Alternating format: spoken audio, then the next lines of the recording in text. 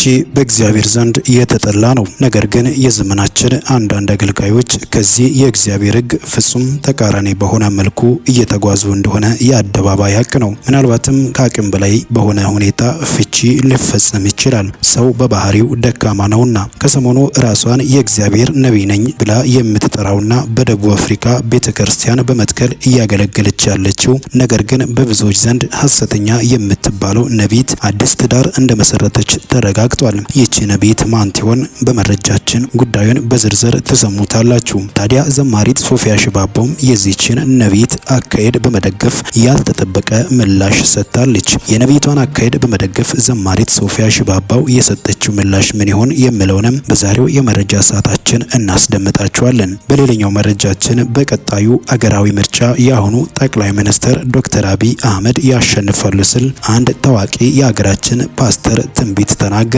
ይህ ፓስተር በሀገራችን በእጅጉ ተወዳጅና ታዋቂ ሲሆን ነገር ግን ጠቅላይ ሚኒስትሩ ምርጫውን ያሸንፋሉ ሲል የተናገረው ጉዳይ ግን የበርካቶችን ቀልብ ስቧል። ለመሆኑ ይህ ፓስተር ማን ነው? ዝርዝሩን በስፋት ተሰሙታላችሁ። ዘማሪት ሶፊያ ሽባባው ስለ ቀድሞ ትዳሯና ስለ ፍቺው ዛሬም አዲስ መረጃን ይዛ ወጣለች። አንድ እውነት መናገር እፈልጋለሁ። ነጠላ እናት መሆን ወይም መፋታት ዋጋችሁን አያሳንስም። እንደ እግዚአብሔር ቃል የሚከለክል ሁኔታ እስከሌለ ድረስ ክብር፣ ፍቅርና ኪዳን ያለበት ግንኙነት ለእናንተም ይገባቸዋል። ብዙ ጊዜ ወንዶች ነጠላ እናቶችን ለጊዜያዊ ግንኙነት ብቻ ይቀርባሉ። ይህ ግን ትክክል አይደለም። የእናንተ ቀድሞ ህይወት ወይም ሁኔታ ወደፊታችሁን አይወስንም። በሀገራችን ያለው ማስመሰል የሞላበት የባህልና አግባብነት የሌለው የሃይማኖት ተጽዕኖ አንዴ ከተፋቱ በኋላ ካገባው ሰዎች ምን ይሉኛል በሚል ኪዳን በሌለው ድብቅ ግንኙነቶች ተደብቆ ህይወትን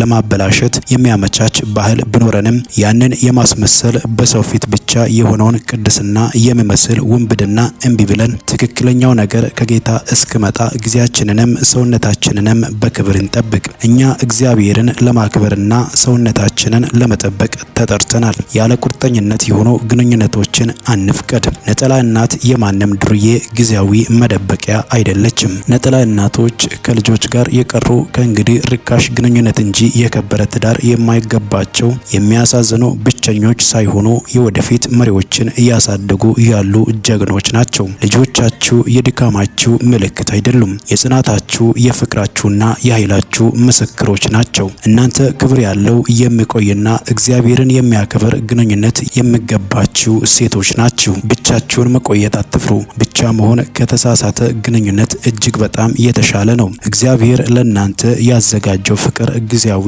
አይደለም፣ ቃል ኪዳን ነው ስትል ነው ዘማሪት ሶፊያ ሽባባው ይህንን መረጃ ያጋራችው። የዮናታን አክሊሉ የብልጣብልጥነት ስሌት። እንደ ዮናታን አክሊሉ ያሉ የዘመናችን ብልጣብልጥ አገልጋዮች የጥቅም ስሌት ግርም ተጫሪም አብሻቂም ነው። ያው የሱ ወንጌል አይነተ ብዙና ቀላቃይ በመሆኑ አሁን ደግሞ የፕሮቴስታንት ብሔርተኛ ሆኖ ብቅ ብሏል። ለሚቀጥሉት 100 ዓመታት የኢትዮጵያ መሪዎች ፕሮቴስታንቶች እንዲሆኑ እጸልያለሁ ያለበትን ክርስትናና ፖለቲካ በደንብ መቀላቀል አለባቸው ሲል የሚደመጥበትንና የወንጌልን መለኮታዊ ባህሪ ወደ ምድራዊ የፖለቲካ ርዕዮተ ዓለም ያወረደበትን አንድ ቪዲዮ ተመልክቼም ሌላ ግርምት ፈጥሮብኛል ሲል ሽመልስ ይፍሩ ስለ ዮናታን ያጋለጠው መረጃ ያመለክታል። ትንቢት እናገራለሁ። ለሚቀጥለው 100 ዓመት የኢትዮጵያ ጠቅላይ ሚኒስትሮች ፕሮቴስታንቶች በኢየሱስ ስም እንዲሆኑ ጸለይኩኝ። በእያንዳንዱ መዋቅር በኢትዮጵያ ምድር ተጽዕኖ ፈጣሪ ወጣቶች ይነሳሉ። ፖለቲከኛ መሆን አለባቸው። ክርስትናና ፖለቲካ አይቀላቀልምና ይቀላቀላል። በደንብ ነው የሚቀላቀል። ሰሞኑን ማህበራዊ ሚዲያው ላይ እየተንሸራሸረ ባለ የመድረክ ድስኩሩ ለሚቀጥለው 100 ዓመት የኢትዮጵያ ጠቅላይ ሚኒስትሮች ፕሮቴስታንቶች እንዲሆኑ በኢየሱስ ስም ጸለይኩኝ። በኢትዮጵያ ምድር እያንዳንዱ መዋቅር ተጽዕኖ ፈጣሪ ወጣቶች ይነሳሉ። ስለዚህ ፖለቲከኛ መሆን አለባችሁ። ክርስትናና ፖለቲካ አይቀላቀልም ያለው ማን ነው? በደንብ አድርጎ ነው የሚቀላቀለው ስልም ይደመጣል። ይህ ሰው ክርስትናና ፖለቲካ በደንብ ይቀላቀላሉ ማለቱ እሱ አሁን ላይ እየፈጸመ ያለውን ድርጊት ለነገሰ የመጫወትን የብልጣብልጥነት ስሌት ከእግዚአብሔር ይልቅ በቤተ መንግስት የመመካትን ስሜት በሚገባ ይገልጻል። ይሁንና የክርስትና ተፈጥሮ እንደ ጨውና ብርሃን በህብረተሰብ መካከል ሆኖ በጎ ተጽዕኖ መፍጠር እንጂ ከፖለቲካ ኃይል ጋር መቀላቀል አይደለም። ክርስትና በእውነት በመስዋዕትነትና በፍቅር ላይ፣ ፖለቲካ ደግሞ በጥቅም በኃይልና በድርድር ላይ የተመሰረተ ስለሆነ መንገዳቸው ለየቅል ነው። ዮናታን እንደሚሻው ሁለቱ ሲቀላቀሉ ወንጌል መለኮታዊ ባህሪውን ያጣል፣ የፖለቲካ መጠቀሚያ ይሆናል። ዮናታን አክሊሉ በታላቅ ግለት ውስጥ ሆኖ የኢትዮጵያ ፖለቲካ ለመቶ ዓመታት በፕሮቴስታንት ጠቅላይ ሚኒስትሮች እንዲዘወር መሻት በዚያ እምነት ውስጥ ያለውን በጎ እሴት ታሳቢ ያደረገ ከመሆን ይልቅ የወንጌልን ተልዕኮ ወደ ቡድናዊ ብሔርተኝነት የመቀየር አዝማሚያ የተንጸባረቀበት በጀርባው ያዘለውን ድብቅ ፍላጎት ግልጽ ያወጣበት እንደሆነም ተሰምቶኛል። ይህ ንግግሩ የመንፈሳዊ ትዕቢቱን ተራራ ግዝፈት ያስተዋልኩበት ብቻ ሳይሆን ኢትዮጵያ የብዙ ሃይማኖቶች ሀገር ሆና ሳለ አንድን የሃይማኖት ቡድን ብቻ ለመቶ ዓመት ስልጣን በማስጨበጥ ሌላውን ዜጋ የሚያገል የጥላቻ ግንብ የሚገነባና በእሳቱ ላይ ቤንዚን የማርከፍከፍ ያህል አደገኛ መልእክትም ነው። በአንድ ሀገር በክርስቶስ የሚያምኑ መሪዎች መገኘታቸው መልካም ነው። የመልካምነቱ መገለጫና ወንጌል ትርጉም ያለው የሚሆነው ግን አማኞቹ መሪዎች እግዚአብሔርን የሚፈሩ በእውነት የሚሄዱና ድሃ እንዳይበደል፣ ፍርድ እንዳይጓደል ፍትህ የሚያሰፍኑ ሲሆኑ ብቻ ነው። በክርስቲያኖች ልብ ውስጥ መፈለግና መናፈቅ ያለበት እሴቱ እንጂ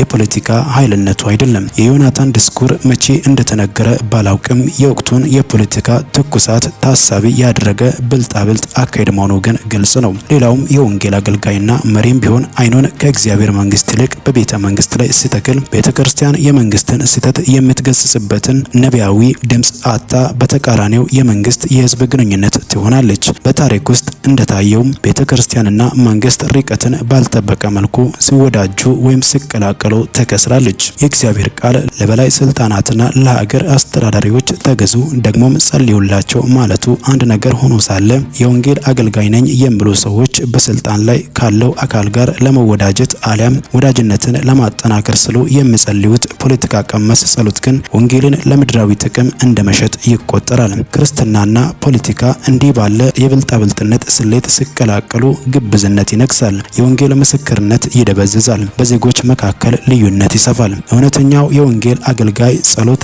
ስልጣኑን ለእኔ ወገኖች ሲት የሚል ጠባብ ምኞት ሳይሆን ሀገሪቱ በጽድቅ በፍትህና በሰላም ትመራ የሚል መሆን አለበት። ሌላው ተቃርኖ ደግሞ እንደ ዮናታን አክሊሉ ያሉ ዘመን አመጣሽ አገልጋዮች ቤተክርስቲያንን በወረሩባት በምድራዊ ተድላ በብልጽግናና በስልጣን ጤም የታወሩ ራሳቸውን ነቢያትና ሐዋርያት ብለው በሚጠሩ ግለሰቦች ተጽዕኖ በወደቀችበት በዚህ ዘመን የመቶ ዓመት የሀገረ መንግስት አስተዳዳሪነትን መመኘት ጉዳዩን ይበልጥ አንገብጋቢና አሳሳቢ ያደርጋል ሲል ነው ሽመልስ ይፍሩ ከሰሞኑ በአገልጋይ ዮናታን አክሊሉ ዙሪያ እየተዛወረ ባለው ጉዳይ ይህንን ምላሽ ሰጥቶ የተመለከት ነው። ሐሰተኛ ነቢያቶች በእግዚአብሔር ሕዝብ መካከል ተነስተው ሕዝቡን ያስቱ በነበሩበት ወቅት እግዚአብሔር የልቡን ሐዘን ለነቢዩ ኤርሚያስ ተናገረም። እንዲህም አለ፣ የሕዝቤንም ስብራት በጥቂቱ ይፈውሳሉ፣ ሰላም ሳይሆን ሰላም ሰላም ይላሉ።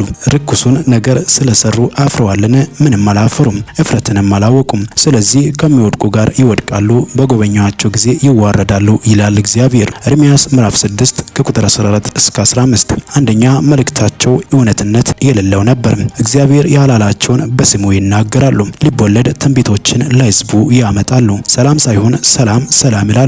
በዚህም የሕዝቡን ስብራት ፌክ ይፈውሳሉ። ስብራቱ አለ ግን ፈውስ የተገኘለት ያስመስላሉ። ሁለተኛው ርኩስን ነገር ይሰራሉ። ስለሰሩት ርኩሰት አያፍሩም።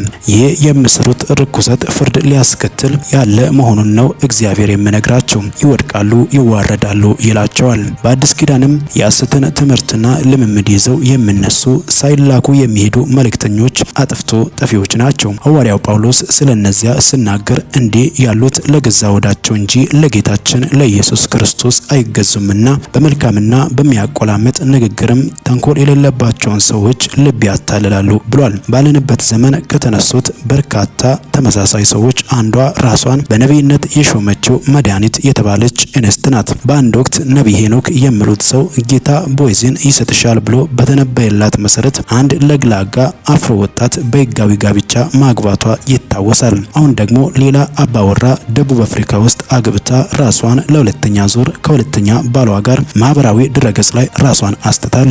ይህ ህዝብ እነዚህ የቅዱስ እግዚአብሔር መልእክተኞች አይደሉም ስንለው የዚሁን ጆሮ ይስጠኝ ብሎ አይሰማም። ርኩስን ነገር ስለሰሩ አፍረዋለን?